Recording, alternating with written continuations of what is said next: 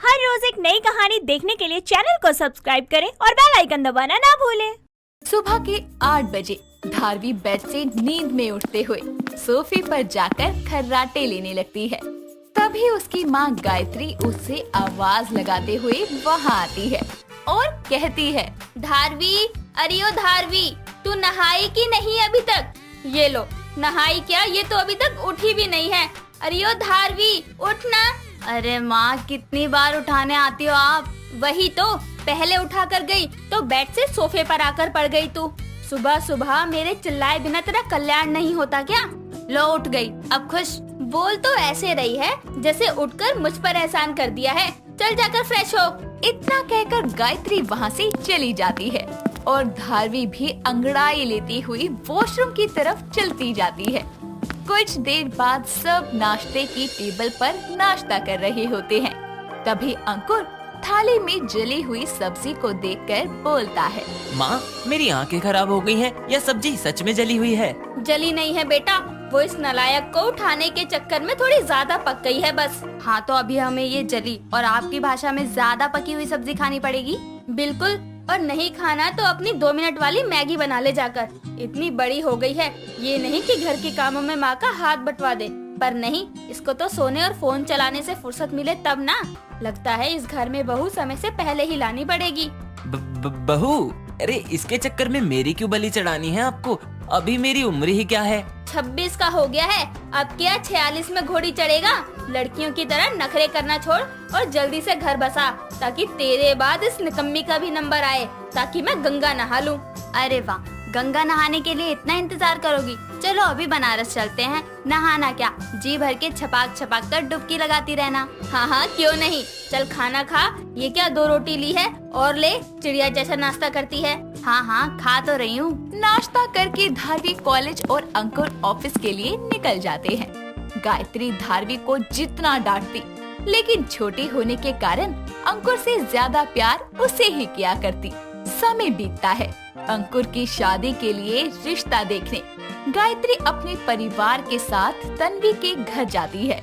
तन्वी चाय लिए उनके सामने आती है और उसे देखकर गायत्री और धारवी आपस में बोलते हैं, अरे बेटी, लड़की तो सुंदर है, चाल ढाल भी ठीक है, इतनी भी सुंदर नहीं है। हाँ, जितने रिश्ते अब तक देखे थे उन सब में से तो मस्त है।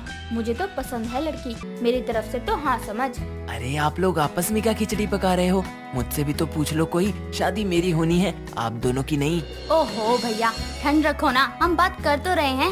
वही तो, तुम ही बातें कर रहे हो। अरे मुझे भी तो लड़की से बात करनी है। जिसके बाद दोनों पक्ष आपस में बातचीत करके रिश्ते को पक्का कर देते हैं और कुछ ही समय बाद सभी रीति रिवाजों के साथ अंकुर और तन्वी की शादी हो जाती है और गृह प्रवेश के साथ तन्वी अपनी ससुराल में कदम रखती है। एक दिन धारवी फोन चलाते चलाते हॉल में झपकियां ले रही होती है। तभी गायत्री वहां आकर तन्वी को आवाज लगाते हुए बोलती है, बहू, जरा एक गिलास पानी तो पिलाना। बहू, सुन रही है ना? ओ बहू। माँ भाभी घर में है, कोसों दूर नहीं जो भोपू की तरह आवाज लगाए जा रही हो। अरे घर में है तो सुन क्यों नहीं रही मेरी बहू? आई सासू माँ, क्या हो गया? क्यों याद कर रही हो मुझे? अरे चैन से काम भी करने दिया करो। अरे भाभी, माँ ऐसी ही हैं, जब तक बिना बात के चिल्ला ना ले खाना नहीं पचता इनका। धारवी, क्या तो इसके सुर में मिलाई जा रही है? और तू बहू, एक बार में सुन लेगी तो मुझे इतना चिल्लाना नहीं पड़ेगा। पानी मंगवाया था मैंने, पर तू लाई ही नहीं। बताइए, पानी के लिए आवाज लगा रही थी? आप रुकिए, मैं लाती हूँ। इतना कहकर तन्वी पानी लेने किचन में चली जाती है और धारवी अपने कमरे में। तभी गायत्री खुद से बोलती है, ये क्या बेटी बहू की पट रही है? आजकल दोनों ही सुनाकर चली जाती हैं मुझे। समय बीतता है और एक शाम अंकुर ऑफिस से घर आते हुए तन्वी के लिए दुकान से कुछ सुंदर नीली साड़ियाँ खरीदता है और जैसे ही घर पहुँचता है तो तन्वी उसके लिए पानी लेकर आती है। गायत्री और धारवी भी वहीं बैठे होते हैं। तभी तन्वी शॉपिंग बैग्स को देखकर बोलती है, अंकुर जी, इस बैग में क्या है? अरे भाभी, पूछने जैसा क्या है, देख लो ना। लाओ मैं देखती हूँ। तभी वो बैग से सुंदर सी चमकती हुई साड़ी को देखकर बोलती है, वाह भैया, कितनी प्रिटी साड़ी लेकर आए हो आप। पर ये है किसके लिए? अरे मेरे लिए और किसके लिए? अगले महीने मेरा जन्मदिन जो है। अरे बेटा, इतनी जल्दी गिफ्ट देने की क्या जरूरत थी। चल कोई नहीं, अब तू ले ही आया है तो मैं एक बार पहन के देख लेती हूँ। माँ जी कैसी बातें करती हैं? इतनी चमकीली साड़ी भला आपके लिए क्यों लेकर आएंगे? इन्हें अच्छे से पता है कि आप सिंपल बॉर्डर वाली साड़ी पहनती है। ये साड़ी तो अंकुर जी मेरे लिए लाए हैं। नहीं पहनती, लेकिन बेटा लाया है तो मना भी तो नहीं कर सकती। पर माँ जी ये साड़ी आपके लिए है ही नहीं। अरे अरे, सास बहू झगड़ा करना बंद करो। माँ, ये साड़ी ना भैया आपके लिए लाए हैं, ना भाभी आपके लिए। ये साड़ी तो भैया मेरे लिए लाए हैं, है ना भैया? उसके इतना कहते ही गायत्री और तन्वी दोनों अंकुर को तिरछी निगाहों से घूरने लगती है। और बेचारा अंकुर बोले तो क्या बोले, तभी धारवी धीरे से उसके कान में बोलती है। ऐसे चुप क्या खड़े हो? हाँ बोलो, वरना ये सास बहू आज आपको छोड़ेंगी नहीं। हाँ हाँ, धारवी के लिए है ये साड़ी। वो उसने कुछ दिनों पहले कहा था मुझे, तो मैं ले आया। आप सच कह रहे हैं ना? सच में ये साड़ी मेरे लिए नहीं थी। मैं हाथ मुंह धोकर आता हूँ। धारवी चल खाना लगा दे। इतना बोलकर वो फट से वहाँ से निकल जाता है और धारवी भी साड़ी लेकर मटकती हुई अपने कमरे में चली जाती है। तभी तन्वी बोलती है। माँ जी हम तो बहस ही करते रह गए और साड़ी आपकी बेटी लेकर चली गई। हाँ बहू, न साड़ी तेरे हाथ लगी न मेरे हाथ। चल खाना खाते हैं। चलिए माँ जी। और इस तरह सास बहू की बहस में बेटी साड़ी पर कब्जा कर लेती है। ऐसे ही सास बहू और बेटी के आपस में आए दिन किस्से हुआ करते थे। एक दिन उनकी पड़ोसन मंगला हाथों में खाली कटोरी लिए उनके घर आकर बोलती है। लो, गायत्री तो हॉल में ही बैठी है। हाँ अच्छा है, तेरी नजर पड़ गई, वरना मेरे नाम की माला जपते हुए आती तू। अरे मैं कह रही थी एक कटोरी चाय पत्ती तो दे जरा, वो चिंटू के कुछ दोस्त आने वाले हैं। मैं दुकान चली जाती, पर तुझे तो पता है ना कि ज्यादा दूर मुझसे चला नहीं जाता। हाँ हाँ क्यों नहीं। बहू, तन्वी बहू। हाँ माँ जी। जरा मंगला को थोड़ी चाय पत्ती तो लाकर दे दे। चाय पत्ती?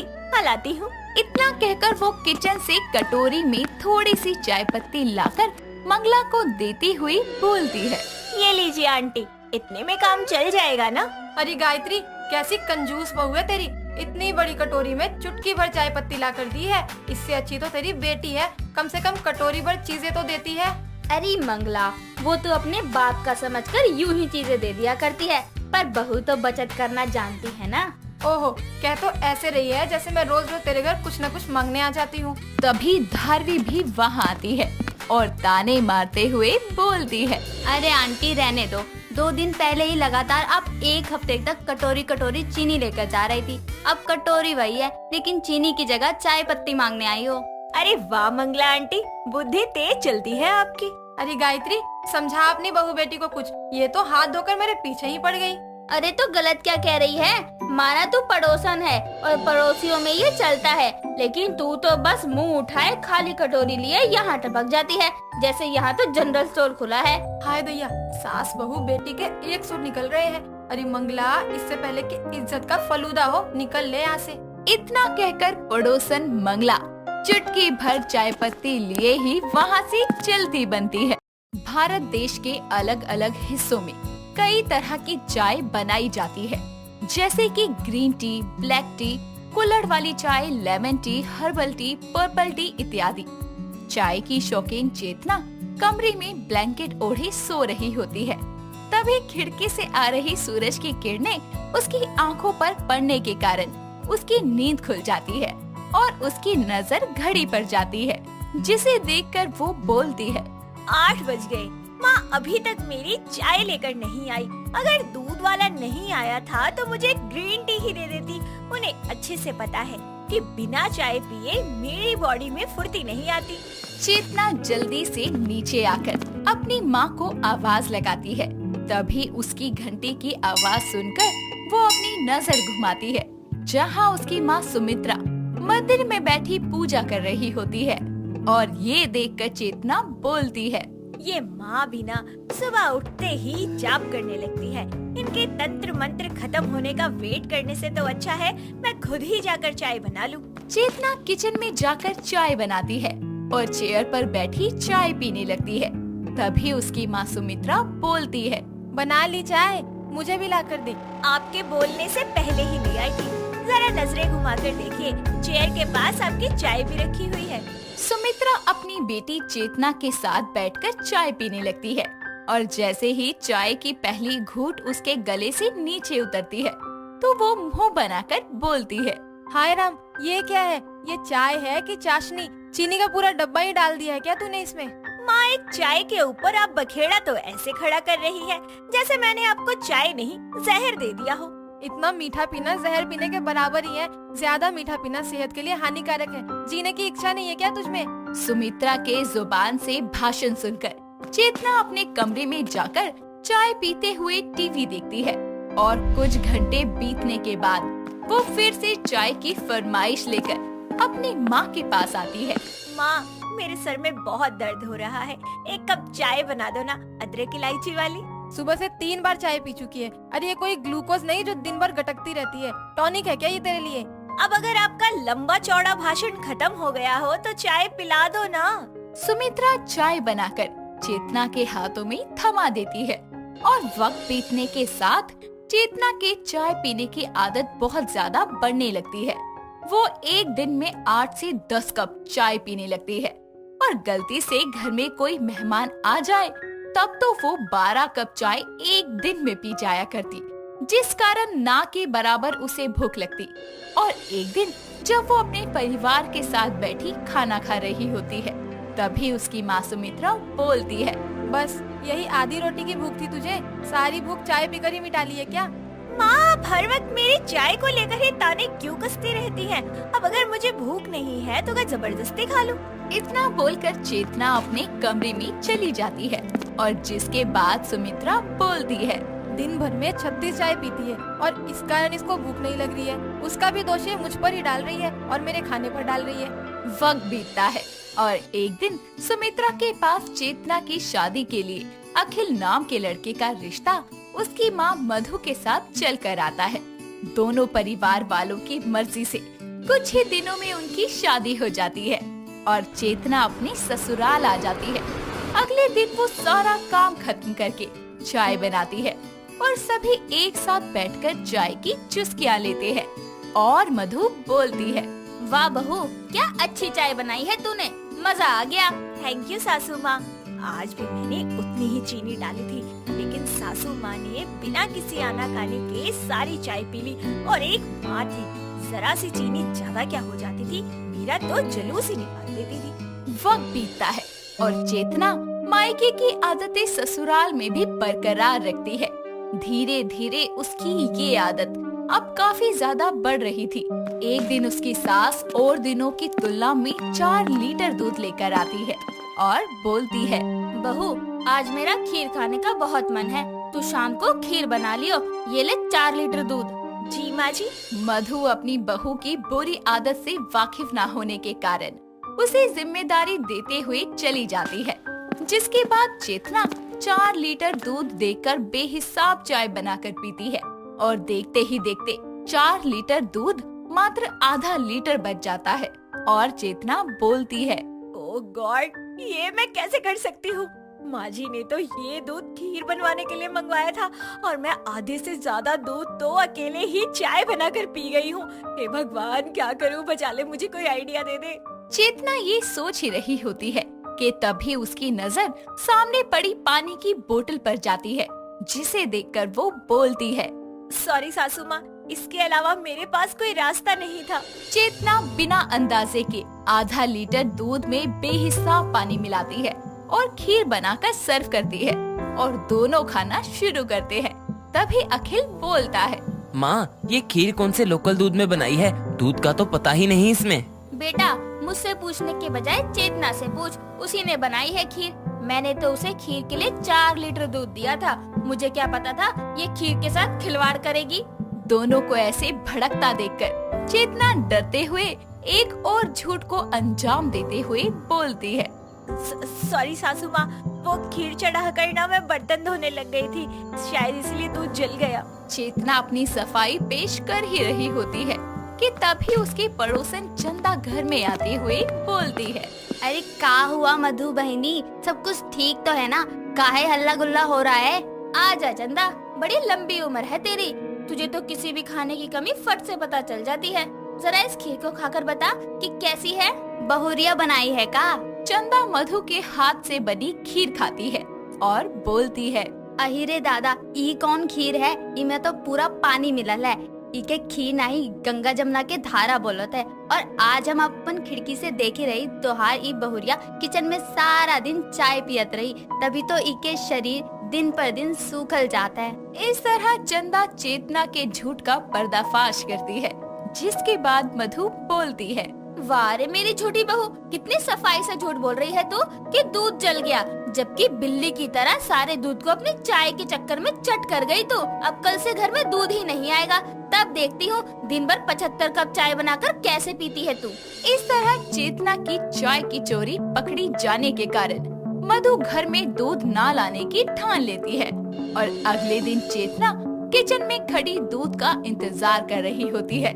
लेकिन जब उसके इंतजार पर पानी फिर जाता है तो वो बोलती है, माँ जी का इंतजार करने से तो अच्छा है कि मैं ब्लैक टी बनाकर पी लूं। ऐसे भी रोज रोज दूध वाली चाय पीकर मैं अब उब गई हूँ। और माँ जी को क्या लगता है कि अगर वो घर में दूध नहीं लाएंगी तो क्या मैं चाय पीना बंद कर दूंगी? हरगिज नहीं। इस तरह चाय पीने की शौकीन चेतना ब्लैक टी बनाकर मजे से पीने लगती है। ऐसे ही 2 दिन बीत जाते हैं और दूध ना होने के कारण कभी वो लेमन टी पीती तो कभी ब्लैक टी। ऐसे ही जब शाम को अखिल घर आता है तो चेतना उसे सॉरी बोलकर मना लेती है और दोनों डिनर के लिए बाहर जाते हैं। वक्त बीतता है और दोनों घर की तरफ आने लगते हैं। तभी चेतना की नजर चाय की एक दुकान पर जाती है और वो बोलती है, अखिल वो देखो ना, कुल्हड़ वाली चाय मुझे पीनी है, प्लीज चलो ना। ठीक है चलो। भैया 2 गर्मा गर्म कुल्हड़ वाली चाय दे दो जल्दी से। चेतना मैं नहीं पी पाऊंगा, मैंने ओवर खा लिया है। ओके, तुम्हारे हिस्से की भी मैं ही पी लूंगी। चेतना वहाँ बैठकर कुल्हड़ चाय का टेस्ट लेते हुए पीने लगती है। जिसके बाद दोनों घर आते हैं जहाँ उसकी सास बोलती है, आ गए दोनों। और बहू, तेरे चेहरे की चमक बता रही है कि चाय पी कर आ रही है तू। तुझे क्या लगता है इतनी चाय पीने से तू प्रधानमंत्री बन जाएगी? माँ जी सारी कहानी तो आप ही गाए जा रही हैं। अरे पिछले कितने दिनों से आपने दूध लाने पर कर्फ्यू लगा रखा है। वो तो मेरी अच्छी किस्मत थी जो आज मुझे रास्ते में कुल्हड़ वाली चाय नजर आ गई। आय हाय, क्या स्वाद था उसका, क्या सुहानी खुशबू थी। मुझे तो अभी भी बार बार याद आ रही है। बहू, ज्यादा दूध की चाय ना बड़ी नुकसानदायक होती है, समझी? और तू तो एक दिन में 10-10 चाय पी जाती है। माँ जी, चाय के बिना मेरा जिंदा रहना तो नामुमकिन है और इस आदत को छोड़ना वो तो मेरे लिए एक चुनौती भरा काम है। मैं एक पल को जीना छोड़ सकती हूँ लेकिन चाय पीना नहीं। चाय मेरा पहला प्यार है। बहू, चाय हमारी जिंदगी का हिस्सा जरूर है, लेकिन तूने इसे गंदी आदत बना रखा है। एक दिन में तू बेहिसाब चाय पिएगी तो आगे जाकर तुझको ही दिक्कत होगी। ज्यादा चाय पीने से गैस की समस्या होती है, भूख नहीं लगती। अगर तू मुझसे वादा करेगी कि तू अपनी अनलिमिटेड चाय को लिमिटेड कर ले तो मैं सोचूंगी। अपनी सास मधु की डिमांड सुनकर चाय की शौकीन चेतना सोच में पड़ जाती है। जिसके बाद वो बोलती है, माँ जी, मुझे आपकी हर शर्त मंजूर है। कम से कम दिन में एक बार तो दूध वाली चाय नसीब होगी। कुछ नहीं इसे तो कुछ यही सही अच्छा है। और इस तरह चेतना अपनी सास की शर्त के लिए मान जाती है। जिसके बाद चेतना की ज्यादा चाय पीने की बुरी आदत वक्त रहते काबू में आ जाती है। दोस्तों, अगर आपको ये कहानी पसंद आई तो इसे लाइक करें, शेयर करें और कमेंट करके बताएं कि कहानी में आपको सबसे अच्छा क्या लगा।